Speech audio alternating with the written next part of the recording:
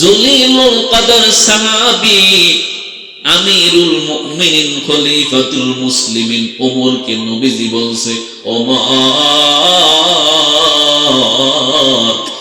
আজ থেকে কয়েক বছর পর দেখবা ইয়ামানের করণ থেকে ওয়াইস নামে একটা লোক আসবে মদিনাতে।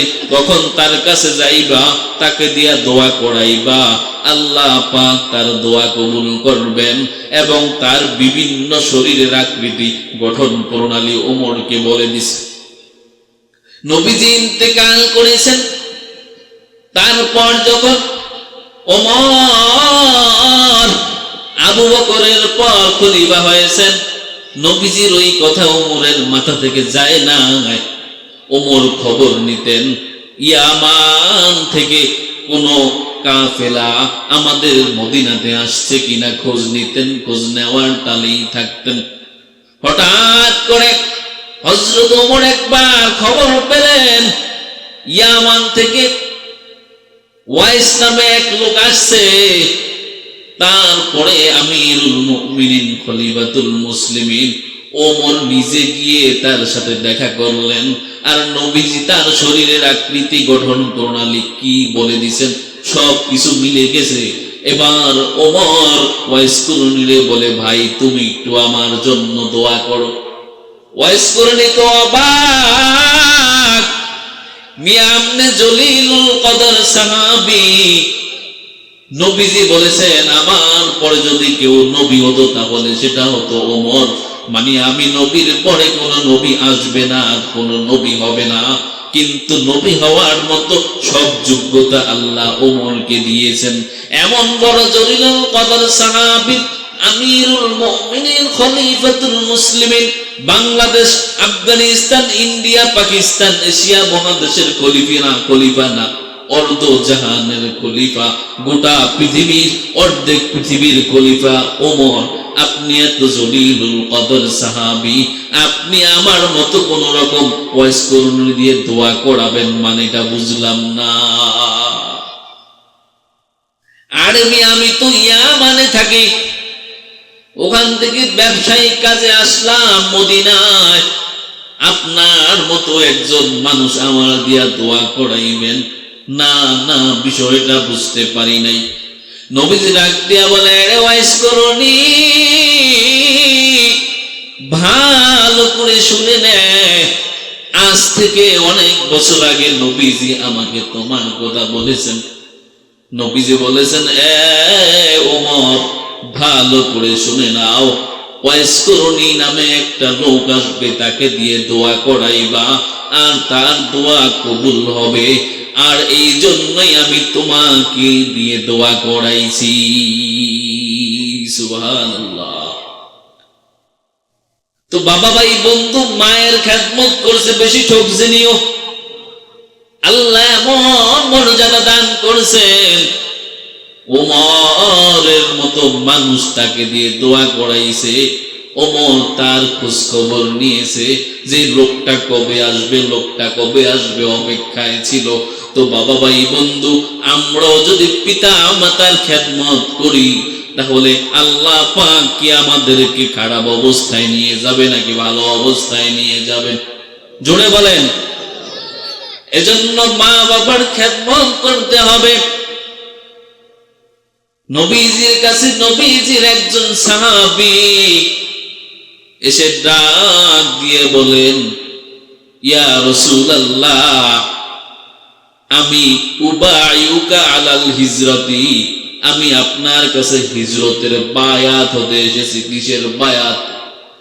আমি আপনার সাথে হিজরত করতে চাই। আবু দাউদ 2582 নম্বর হাদিসের বর্ণনা, ইয়া রাসূলুল্লাহ, আমি আপনার সাথে হিজরত করতে চাই। নবীজি কয়, তোমার মা বাবা বেঁচে আসেনি? কয় আছে। এবার সাহাবী বলে, হুজুর আমি হিজরত করতে চাই, ভালো কথা, কিন্তু আমার বাড়িতে আমার মা বাবা রয়েছে, আমি যদি হিজরতে যাই তারা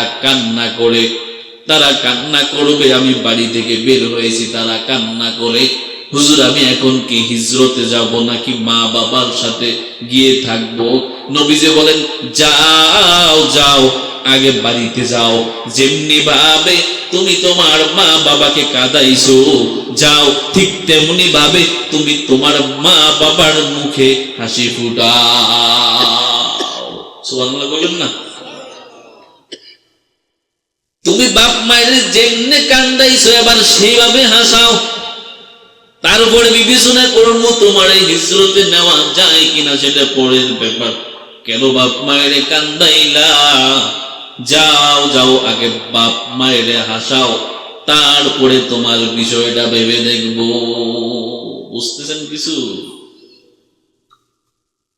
নবীজি সাল্লাল্লাহু আলাইহি ওয়াসাল্লাম হযরত আয়েশা রাদিয়াল্লাহু তাআলা আনহাকে বলেন, হে আয়েশা, একদিন আমি ঘুমিয়েছিলাম, স্বপ্নের মধ্যে দেখতেছি রাআইতুনি ফিল জান্নাহ, স্বপ্নের মধ্যে দেখতেছি আমি জান্নাতে আছি। কোথায় আছি?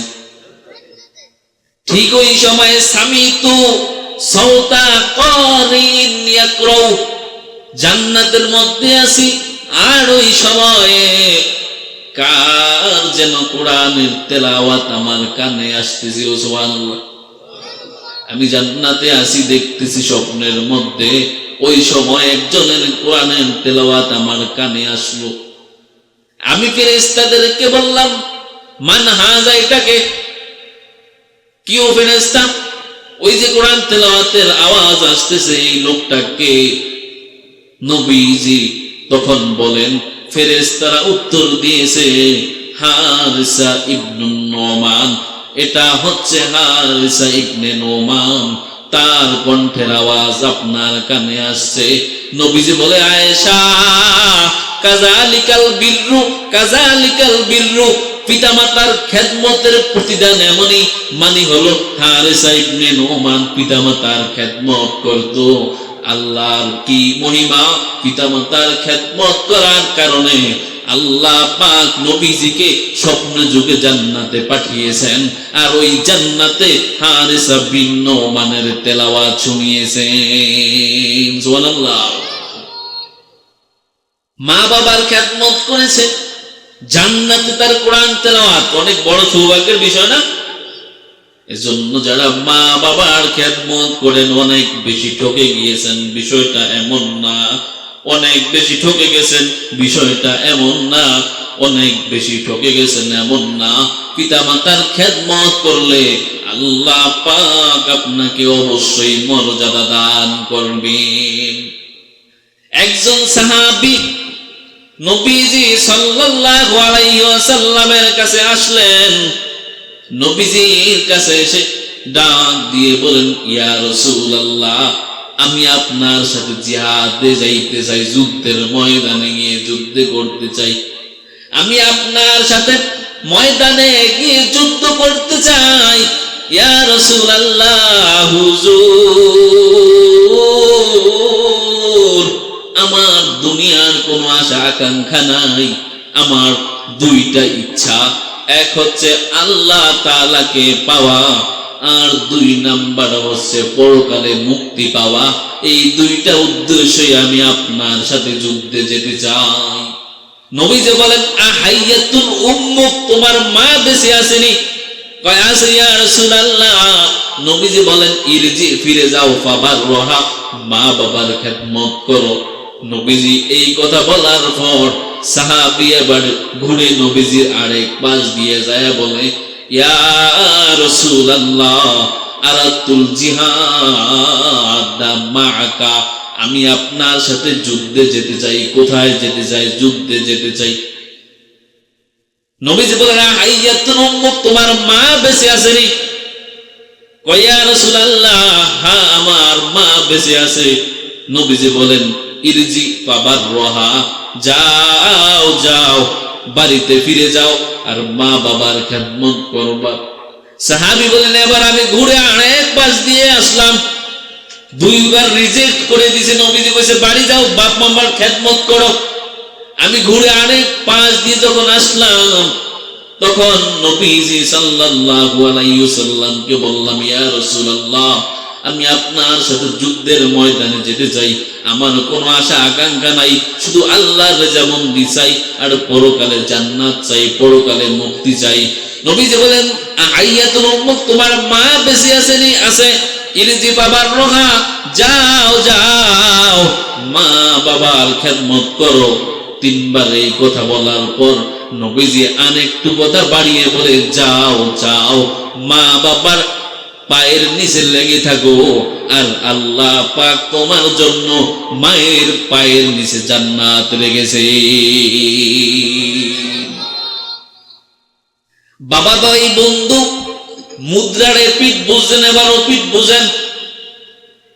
মায়ের খেদমত করলে, বাবার খেদমত করলে আল্লাহ পাক এত বড় দৌলত দান করবেন।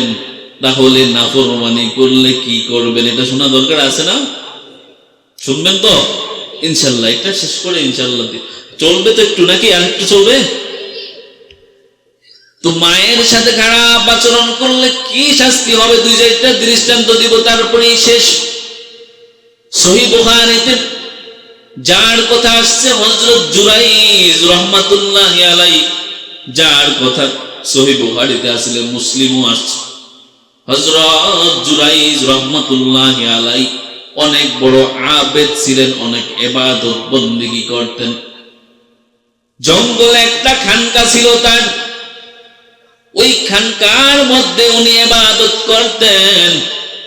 ঘটনাক্রমে একদিন হযরত জুরাইজ রাহমাতুল্লাহি আলাইহি নফল নামাজ পড়তেছে। ঠিক ওই মুহূর্তে তার মা এসে ডাক দিয়ে বলে, জুরাইজ কাল্লিমনি, আমার সাথে কথা বল। জুরাইজ নামাজের মধ্যে আছে, সলাতি উম্মি, আমার নামাজ নাকি আমি আমার মায়ের ডাকে সাড়া দিব? আমি কি আমার নামাজ কন্টিনিউ করব নাকি মায়ের ডাকে সাড়া দিব? জুরাইজ নামাজ কন্টিনিউ করলেন। মা আবার ডাক দিয়ে বলে, জুরাইজ বাবা, আমি তোর মা, কাল্লিমনি, আমার সাথে কথা বলো। জুরাইজ ভাবতেছে, সলাতি ওয়া উম্মি, আমার নামাজ নাকি আমার মা, মানে আমি নামাজকে অগ্রাধিকার দিব নাকি নামাজ ছেড়ে মায়ের কথা শুনবো? এবার জুরাইজ নামাজ পড়তেই দাঁড়িয়ে গেছেন, নামাজ পড়তেছেন। তৃতীয়বার মা ডাক দিয়ে বলে, জুরাইজ বাবা, আমি তোর মা, কাল্লিমনি, আমার সাথে কথা বলো, আমি তোমার মা। জুরাইজ এবারও চিন্তায় পড়ে গেছে, সলাতি ওয়া উম্মি, আমি নামাজ পড়ব নাকি আমার মায়ের ডাকে সাড়া দিব? এবারও জুরাইজ নামাজ কন্টিনিউ করলেন, আর মা একটু বদদুয়া করে দিছে, জুরাইজ রে, আমি তোকে একবার নয়, দুইবার নয়, তিনবার ডাকলাম, তুই আমার কথায় সাড়া দিলি না। ঠিক আছে, আমার মুখ যেহেতু তোর দেখতে মন চায় না, তাহলে বেশ্যা মহিলা, পতিতা মহিলার চেহারা দেখিস। নাউজুবিল্লাহ। জুরাইজ অনেক বড় ইবাদত বন্দেগী, অনেক কিছু করে, আবেদ জাহেদ, কিন্তু মার একটু বদদুয়া লেগে গেছে। ওখানে এক মহিলা ছিল, ওই মহিলা জুরাইজকে তার সাথে অপকর্ম করার অফার দিছে।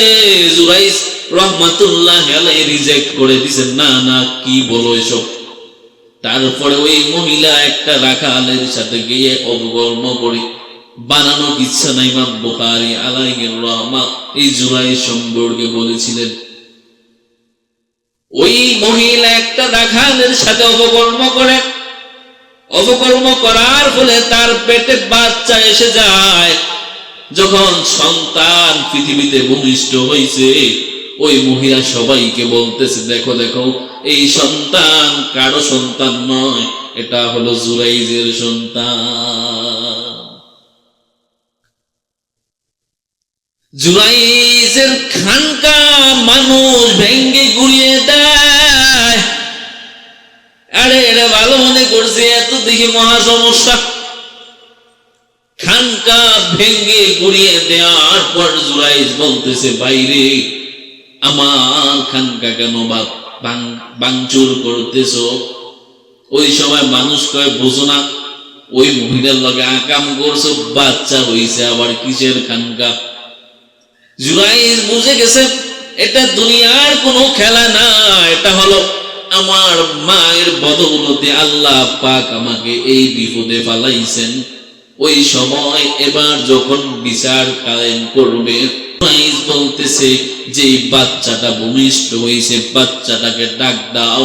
তাকে আনার পর জুরাইজ বলতেছে, তোমার বাবাকে এই ছোট বাচ্চা বলে দিছে, আমার মায়ের সাথে জুরাইজ অপকর্ম করে নাই, আমার মা অমুক রাখালের সাথে অপকর্ম করেছে, আমি সেই রাখালের সন্তান। আল্লাহ পাক তিনজন ছোট ছোট বাচ্চারে দিয়ে কথা বলাইছেন। একজন হচ্ছে হযরত ঈসা নবী, আরেকজন হলো এই জুরাইজের যে সাক্ষ্য দিয়ে সন্তানটা বাঁচাইছে, যে আমার মা অমুক রাখালের সাথে কথা বলছে, আমি সেই রাখালের সন্তান দুইজন। আরেকজন হলো যখন জুলাইখা আর ইউসুফ নবী, যখন জুলাইখা ইউসুফ নবীর প্রতি আকৃষ্ট হয়েছিল, জামা ছিঁড়ে ফেলছে, আজিজে মিশরের সামনে পড়ছে, ওই একটা বাচ্চা ছিল ছোট, পাড়া প্রতিবেশীর বাচ্চা যেটা খাটের উপরে ছিল, ওই বাচ্চাকে দিয়েও আল্লাহ তাআলা কথা বলাইছেন। আর তাফসিরে আরেকটা কথা আসছে, আরেকজন লোক ছোটবেলা কথা বলছে, সেটা হচ্ছে হযরত মূসা আলাইহিস সালাতু ওয়াস সালাম। তাকে বলে দিলাম মনে রেখেন, ছোট ছোট কয়জন মানুষ কথা বলছে, যেটা প্রসিদ্ধ তিনজন। তাফসিরে একটু বাড়তি লিখছে, মূসা আলাইহিস সালামের নামও আছে। একজন হচ্ছে হযরত ঈসা, আরেকজন হচ্ছে ইউসুফ নবী আর জুলাইখা যখন ওই কাহিনী হয়েছিল, একটা ছোট বাচ্চা ছিল বসা। আরেকজন হচ্ছে এই জুরাইজ রে, যেই ওই যার সন্তানটা পৃথিবীতে আসছিল, আল্লাহ তাকে দিয়ে কথা বলাইছেন। তাফসিরে আরেকজনের কথা আসছে, সেটা হচ্ছে মূসা নবী। মনে থাকবে তো? এত বড় ওলি ছিলেন জুরাইজ, শুধু নামাজে লিপ্ত ছিলেন। নফল নামাজ যদি আপনি পড়েন আর আপনার মা ডাক দেয়, ওই সময় আপনি নামাজ ছেড়ে দিয়ে মায়ের ডাকে সাড়া দিতে হবে, এটাই মাসআলা। সে নামাজ কন্টিনিউ করেছে, মায়ের ডাকে সাড়া দেয় না, একখান বদদোয়া করেছে। আচ্ছা, জুরাইজ কি খারাপ কাজ করছে? নিও নামাজ পড়তেছিল, মা একটু বদদোয়া দিছে, কি লাইগা গেছে, একেবারে অবস্থা খারাপ। এবার যখন বাচ্চা সাক্ষী দিছে, আমার মা অমুক রাখালের সাথে অপকর্ম করছে, আমি সেই রাখালের সন্তান। এবার মানুষ আইসা কয়, জুরাইজ সরি মাফ করবেন, আপনার মাটির খানকা বাদ দিয়ে আপনাকে স্বর্ণ রূপা দিয়ে খানকা নির্মাণ করে দিব। জুরাইজ বলে, দরকার নাই, আমার যে মাটির ছিল ওই মাটিরটাই ফিরাইয়া দে, তাহলে আমার জন্য সেটাই ইবাদতের জন্য ভালো হবে। বাবা, ভাই, বন্ধু, মায়ের মনে কষ্ট দিলে তুমি যেই হও না কেন, আল্লাহ তাআলার দরবারে অবশ্যই তোমাকে পাকড়াও হতে হবে। নবীজির একজন সাহাবী হযরত আলকামা রাদিয়াল্লাহু তাআলা আনহু মৃত্যু শয্যায় শায়িত। আলকামার মুখ দিয়ে কালিমা বের হয় না। ওই সময় আলকামার বিবি নবীজি সাল্লাল্লাহু আলাইহি ওয়াসাল্লামের দরবারে গিয়ে বলেন, ইয়া রাসূলুল্লাহ, আলকামার মুখ দিয়ে কালিমা বের হচ্ছে না, কি করব? ফকিহুল লাইস আবু লাইস সমরকন্দি তামবিহুল গাফিলিন ঘটনাটা উল্লেখ করেছেন। আলকামার বিবি গিয়ে নবীজির কাছে যখন এই কথা বললেন, নবীজি হযরত বেলাল সহ 4 জন সাহাবীরে পাঠাইছে, যাও যাও দেখো আলকামার কেন কালিমা নসিব হয় না। আলকামা তো নামাজ পড়তো, রোজা রাখতো, ইবাদত বন্দেগী করতো, তাহলে কেন তার কালিমা নসিব হয় না? একটু গিয়ে দেখো। এবার হযরত বেলাল রাদিয়াল্লাহু তাআলা আনহু সহ আবার 4 জন সাহাবী যখন আলকামার বাড়িতে গেছে, যাওয়ার পর আলকামাকে কালিমা তালকিন দিতেছে, কিন্তু কালেমা নসিব হয় না। আলকামার মুখ দিয়ে কালেমা আসে না। এবার হযরত বেলালকে নবীজির দরবারে পাঠানো হলো। যাও যাও, নবীজিকে বলো আলকামা কালিমা পড়তে পারে না। বেলাল যাওয়ার পর নবীজিকে বলেছেন, নবীজি বলে, বেলাল,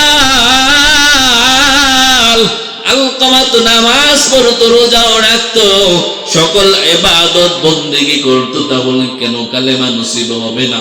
এরে বেলাল, ভালো করে খবর নাও, আলকামার মা বাবা পৃথিবীতে বেঁচে আছে কিনা। বেলাল বলে, হুজুর, আলকামার বাবা অনেক আগেই মারা গেছে, তবে তার জনম দুঃখিনী মা এখনো পর্যন্ত বেঁচে আছে। এই কথা বলার পর এবার নবীজি বলে, বেলাল, যাও যাও, তার মাকে গিয়ে বলবা নবীজি সাল্লাল্লাহু আলাইহি ওয়াসাল্লাম আপনাকে সালাম জানিয়েছেন, আপনাকে নবীজির দরবারে যেতে বলেছেন। হ্যাঁ, তবে যদি আপনার নবীর দরবারে যেতে অসুবিধা হয়, তাহলে নবীজি আপনার কাছে সশরীরে তাশরীফ আনবেন, আপনার কাছে আসবেন। বেলাল গিয়ে ডাক দিয়ে বলে, আলকামার মা, হুজুর আপনাকে সালাম জানিয়েছেন আর বলেছেন আপনাকে হুজুরের দরবারে যাওয়ার জন্য। হ্যাঁ, তবে যদি আপনার কোনো অসুবিধা হয়, তাহলে হুজুর সরাসরি আসবে। আলকামার মা ডাক দিয়ে বলে, রে বেলাল, না না হুজুর, আমার বাড়িতে আসা লাগবে না, আমার যত কষ্টই হোক না কেন, আমি নবীর ডাকে সাড়া দিয়ে নবীর কাছে চলে যাব। আলকামার মা বৃদ্ধা মহিলা লাঠি বর দিয়ে নুয়ে নুয়ে নবীজির দরবারে হাজির। নবীজির দরবারে যাওয়ার পর আলকামার মাকে নবীজি বলেন, আপনার ছেলে আলকামা তো নামাজ পড়তো, ইবাদত বন্দেগী করতো, তাহলে কেন আলকামার কালিমা নসিব হয় না? সে কি আপনার মনে কোনো কষ্ট দিয়েছে নাকি? এই কথা বলার পর দু চোখে অশ্রু প্রবাহিত হচ্ছে, ডাক দিয়ে বলে, হুজুর, আমার ছেলের কথা বলবেন না, আমার ছেলে নামাজ পড়তো, রোজা রাখতো, ইবাদত বন্দেগী করতো, কিন্তু হুজুর, আমার ছেলে আমার মনে অনেক কষ্ট দিয়েছে। হুজুর, আমাকে সে অনেক কষ্ট দিয়েছে, ইয়া রাসূলুল্লাহ, আমি তাকে কোনোদিন ক্ষমা করতে পারবো না। আমার ছেলে আমাকে এত কষ্ট দিয়েছে। মারা এই কথা কখন বলে? যখন অতিষ্ঠ হয়ে পড়ে। নবীজি ডাক দিয়ে বলেন, আপনি তাকে ক্ষমা করে দেন। সে বলে, না না হুজুর, আমি তাকে ক্ষমা করতে পারবো না। নবীজি বলে, বেলাল, আলকামার মা আলকামাকে ক্ষমা করবে না, আলকামার কালেমাও নসিব হয় না, তাহলে লাকড়ি সংগ্রহ করো। আর যেহেতু কালেমা নসিব হয় না, তাকে লাকড়ি দিয়ে আগুন জ্বালিয়ে তাকে পুড়িয়ে শেষ করে দিল। নবীজি যখন বলেছে, বেলাল, লাকড়ি সংগ্রহ কর, আলকামার মা ডাক দিয়ে বলে, হুজুর, আল্লাহর কসম করে বলি হুজুর, আমি মা যখন বেঁচে থাকবো, আর আমি আমার সন্তানের যখন এই অবস্থা দেখবো, আমার সন্তানকে আগুনে জ্বালানো হয়, হুজুর, এই অবস্থা কখনো বরদাস্ত করতে পারবো না। হুজুর, আল্লাহর কসম করে বলি, আপনাকে সাক্ষী রেখে বলি, আমি আমার ছেলে আলকামাকে ক্ষমা করে দিয়েছি। এই কথা বলার পর সঙ্গে সঙ্গে আলকামার মুখ দিয়ে বের হয়ে গেল কালিমা, সঙ্গে সঙ্গে কালিমা বের হয়ে গেছে। তার মানে বাবা ভাই বন্ধু মায়ের মনে কষ্ট দিয়েছে। একজন সাহাবী, এত বড় বড় আমল ছিল, আমলের অনেক বড় অট্টালিকা ছিল, কিন্তু কালিমা নসিব হয় নাই। মা যখন ক্ষমা করে দিয়েছে, সঙ্গে সঙ্গে আল্লাহ পাকও তাকে ক্ষমা করে দিয়েছে। সন্তান ছোটবেলা কি ছিলা তুমি? মা বাবা তোমাকে নিয়ে অক্লান্ত পরিশ্রম করেছে, আর তুমি এই পর্যন্ত আসছো রে যুবক। আজ তুমি সফল হয়ে মা বাবারে চিনো না, আজ শ্বশুর শাশুড়ি নিয়ে ব্যস্ত থাকো। শ্বশুর শাশুড়িরে খারাপ জানবা সেটা আমি বলি না, তাদেরকে অবশ্যই ভালো জানবা, ভালোবাসবা, কিন্তু মাকে আগে ভালোবাসবা, তাদেরকেও মায়ের মতো ভালোবাসবা। মাকে ছেড়ে দিয়ে তাদেরকে নিয়ে না আসো। ঢাকায় থাকো, বিভিন্ন জায়গায় শহরে থাকো, মাকে গ্রামের বাড়িতে রেখে যাও, মায়ের খোঁজ খবর নাও না।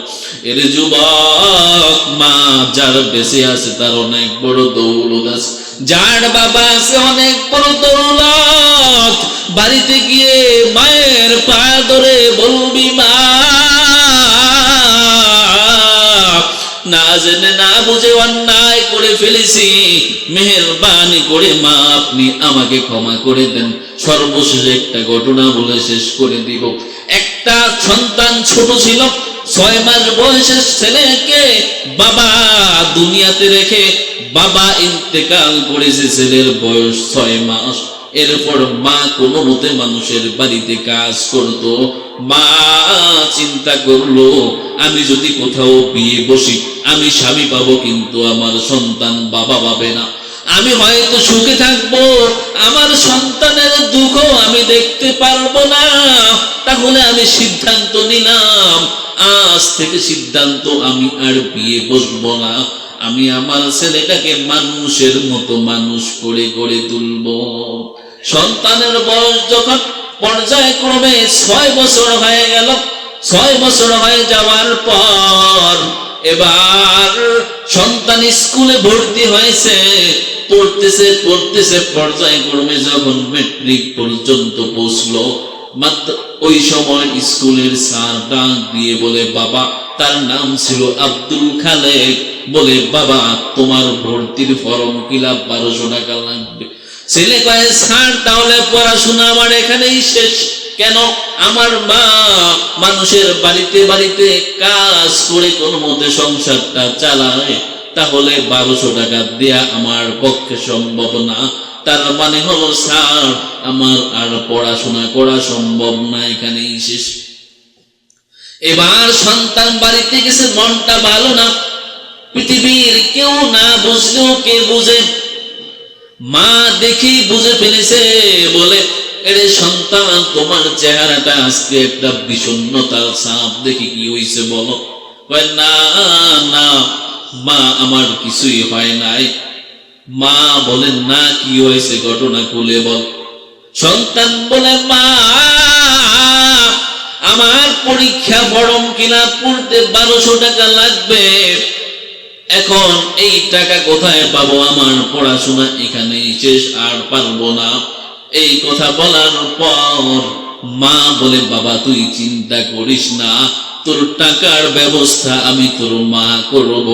এই কথা বলার পর ঘরের ভিতরে ঢুকে একটা প্লাস্টিকের ব্যাংক, যেটাকে আমরা ব্যাংক চিনেন না, একটা ব্যাংক নিয়ে এসে বলে, বাবা খুলে দেখো কয় টাকা আছে। ওটা খুলে দেখতেছে, ওটার মধ্যে 1300 টাকা আছে, লাগবে 1200, ওখানে 1300। মা বলে, যাও এই টাকাটা নিয়ে ফর্ম ফিলআপ করবা, চিন্তা করবা না, তোমার কাজ তুমি চালায় যাও, আমি মা তোমাকে সহায়তা করব, সহযোগিতা করব। এবার সন্তান বলে, মা না না, তুমি অবশ্যই বলতে হবে এই টাকা কোথা থেকে এসেছে, এই টাকা কোথা থেকে পেয়েছো বলতে হবে, না হলে আমি টাকা নিব না। মা দোষকের পানি ছেড়ে বলেন, সন্তান আমি জানি সামনে তোমার পরীক্ষা, এজন্য তোমার জন্য আমি দুধ আর ডিমের ব্যবস্থা করি প্রতিদিন। আমি জানি তুমি আমাকে ছাড়া খাইবা না, এজন্য আমিও তোমার সাথে বসি, 2টা ডিম নিয়ে বসি, একটা ডিম তুমি খেয়ে ফেলো, আর যে একটা ডিম থেকে যায় আমি তোর মা, সে একটা ডিম আর খাই না, ওই একটা ডিম বিক্রি করে করে আমি এই 1300 টাকা জমাইছি। বাবা তুই চিন্তা করিস না, তোর পড়াশোনা তুই চালায়া যা, আমি মা আছি আর উপরে আল্লাহ আছে। এবার সন্তান গিয়ে পরীক্ষা দিয়েছে, ভালো সন্তান, ভালো ছাত্র, পরীক্ষায় ভালো রেজাল্ট করেছে।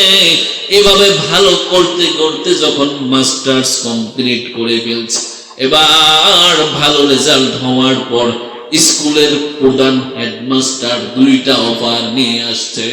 এক নাম্বার হলো, আমি একটা প্রাইমারি স্কুল খুলবো, আমি সেটার হেডমাস্টার হিসেবে, প্রধান শিক্ষক হিসেবে তোমাকে নিয়োগ দিতে চাই। আর দুই নাম্বার হলো, আমার মেয়েটা তোমার কাছে বিয়ে দিতে চাই। ছেলে ডাক দিয়ে বলে, স্যার আমি কিছু বলতে পারবো না, কারণ আমার বাবা নাই। আমার মা আমার বাবার অভাব পূরণ করার চেষ্টা করেছে। স্যার আমি আমার মায়ের সাথে পরামর্শ করে আপনাকে সিদ্ধান্ত জানাবো। এই কথা বলার পর সন্তান এবার মায়ের কাছে গিয়ে বলে, মা স্কুলের হেডমাস্টার দুইটা অফার দিছে। একটা হলো যে তোমার জন্য আমার একটা প্রাইমারি স্কুল খোলা আছে, তুমি চাইলে প্রধান শিক্ষক হিসেবে ওখানে যুক্ত হতে পারো, জয়েন করতে পারো। আরেকটা হচ্ছে ওনার মেয়েকে আমার কাছে নিয়ে দিতে চায়। মা ডাক দিয়ে বলে, রে সন্তান, তোমার প্রথম প্রস্তাবটা গ্রহণ করার কথা আমি মা বলতে পারি, কিন্তু দ্বিতীয়টা তুমি গ্রহণ করো না রে বাবা, কারণ তোমার স্যারের মেয়ে শহরে পড়েছে, তোমার স্যারের মেয়ে মডার্ন যুগের, আধুনিক যুগের ছোঁয়া পেয়েছে। আমি মা বড় গরিব, আমি গ্রামীণ পরিবেশে বড় হয়েছি, তোমার স্যারের মেয়ে কখনো আমাকে মেনে নিতে পারবে না, এজন্য ওইটা তোমাকে না বলতেছি। সন্তান মাকে মিষ্টি মিষ্টি কথা বলে বলে, মা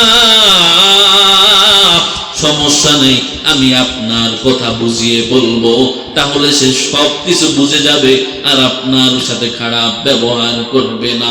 বাবা ভাই বন্ধু গভীর মনোযোগ, কথাগুলো খুবই গভীর, একটু বুঝবেন আল্লাহর কি মহিমা।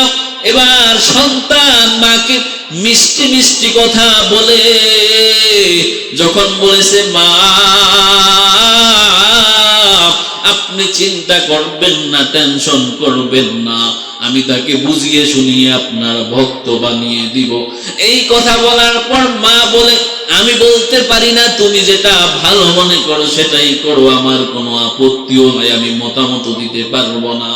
এই কথা বলার পর ছেলে নিজের আবেগে বশীভূত হয়, আবেগে আপ্লুত হয়, স্যারের দুটা অফারিং গ্রহণ করেছে।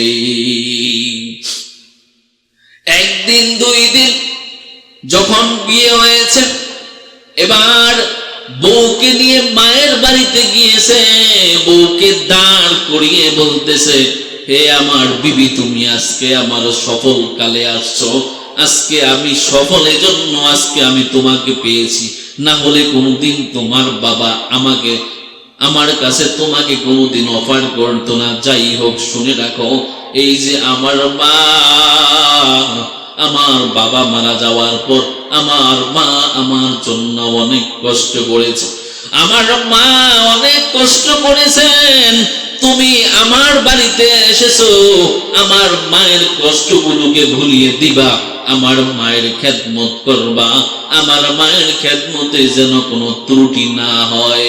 ছেলে এবং ছেলের মা চেয়েছে যে একটা ভালো উত্তর দিবে, হয়তো বউ ডাক দিয়ে বলে, এ আব্দুল খালেক, তুমি আমার স্বামী, তুমি কি আমাকে তোমার মায়ের গোলামি করার জন্য এই বাড়িতে এনেছো? ভালো করে শুনে নাও, আমার দ্বারা কখনোই তোমার মার গোলামি সম্ভব হবে না। এবার ছেলে লজ্জিত, বুক পড়া আশা নিয়ে কি বললাম আর কি উত্তর দিল। মাকে বুঝায়, না মন খারাপ করবেন না, সে হয়তো আপনার সম্পর্কে জানে না, ভুল করে ফেলেছে, আমি তাকে বুঝিয়ে শুনিয়ে মা আপনার ভক্ত বানিয়ে দিব, চিন্তা করবেন না। মা বলেন, বাবা সমস্যা নাই, আমি কিছু মনে করি নাই। এবার তাদের দিন চলতেছে।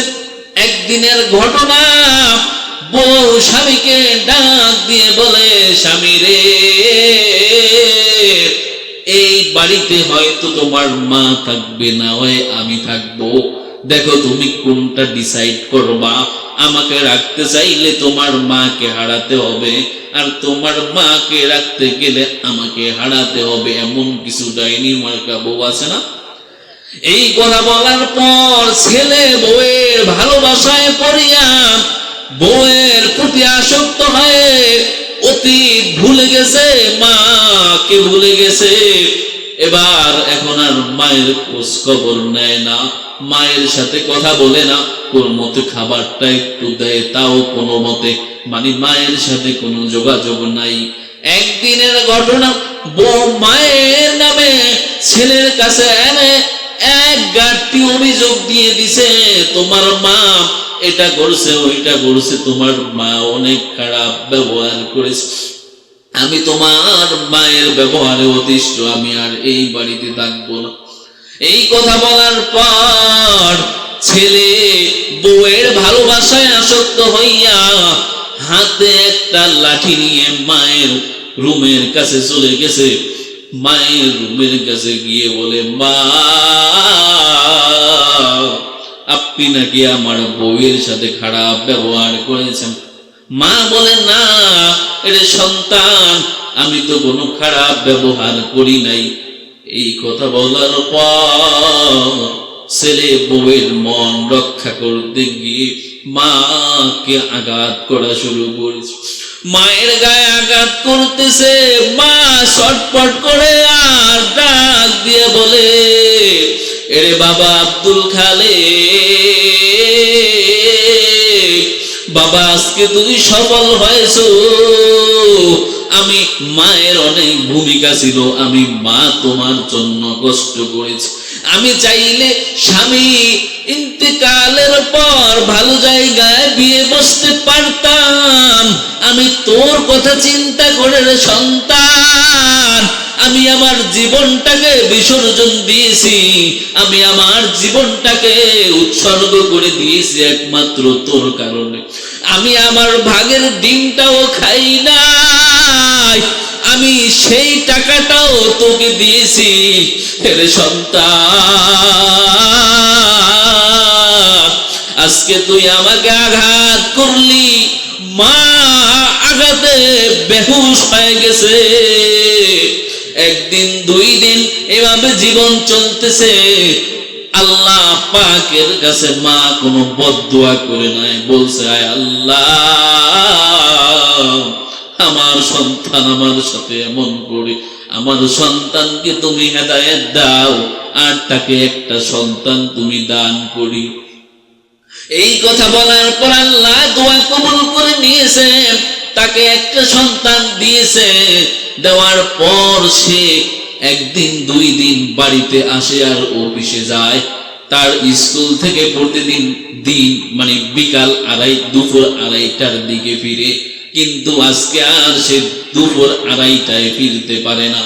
আজকে ফিরতে ফিরতে রাত 2:30টা বেজে গেছে। এসে দরজায় নক করেছে, আর দেখতেছে বিবি ঘুমায় না। জিজ্ঞেস করলো, বিবি কেন ঘুমাও না? বলে, সন্তান কান্নাকাটি করে, এজন্য আর ঘুমাতে পারলাম না। সন্তানকে রেখে ঘুমাতে তো এটা আমি মা কখনো পারি না। সন্তানের হেদায়েত হয়ে গেছে, আল্লাহ হেদায়েত দিয়ে দিছে। সন্তান এবার ভাবতেছে, আল্লাহ আজকে কেন আমার মা তো আমাকে একদিন আর 2 দিন না, আমার সন্তান মাত্র 2.5 মাস হয়েছে, আমার বিবিও কষ্ট করতেছে, যেটা আমার মধ্যে সারা জায়গায়। আমার মা 1টার 2টা বছর না, আমাকে এতটা বছর লালন পালন করেছে। আমি আমার মায়ের সাথে খারাপ ব্যবহার করেছি। এবার দৌড় দিয়ে মায়ের দরজায় গিয়ে নক দিছে, মা গো, দরজাটা একটু খোলো, আমি তোমার ছেলে আব্দুল খালেক। মা ডাক দিয়ে বলে, বাবা আল্লাহর কসম করে বলি, বাবা আজকে আমি তোর বউয়ের সাথে ঝগড়া করি নাই, বাবা আগের বার তুই আমাকে মেরেছিস,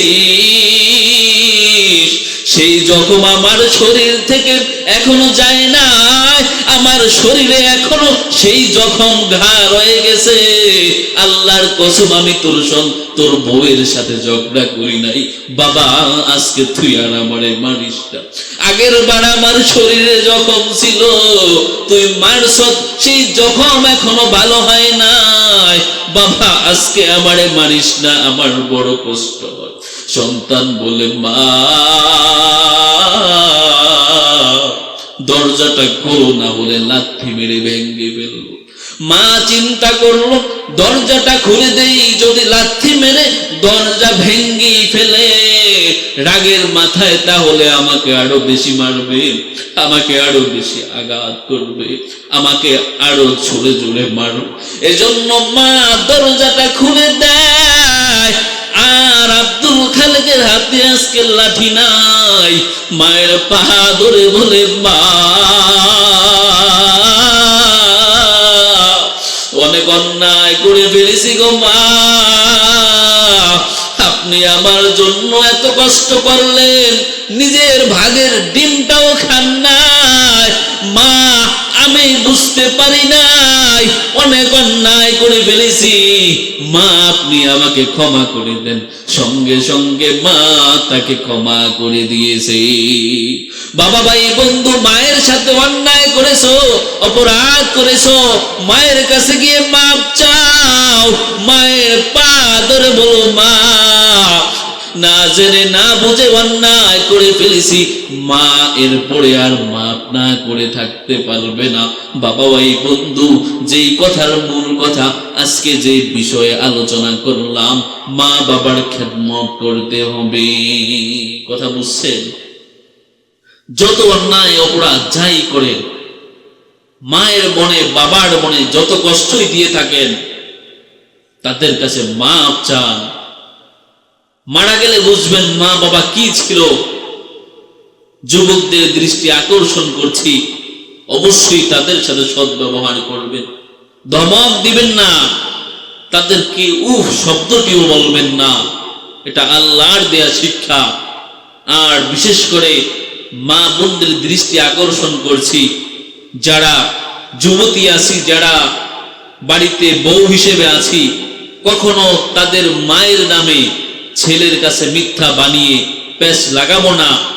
এখান থেকে বিপর্যয়, বিপদ, ঝায় ঝামেলা শুরু হয়। অবশ্যই এই ব্যাপারে সতর্ক থাকব। আর শ্বশুর শাশুড়িকে অবশ্যই ভালোবাসবো, কিন্তু মাকেও ভালোবাসতে হবে, তাদেরকেও ভালোবাসতে হবে।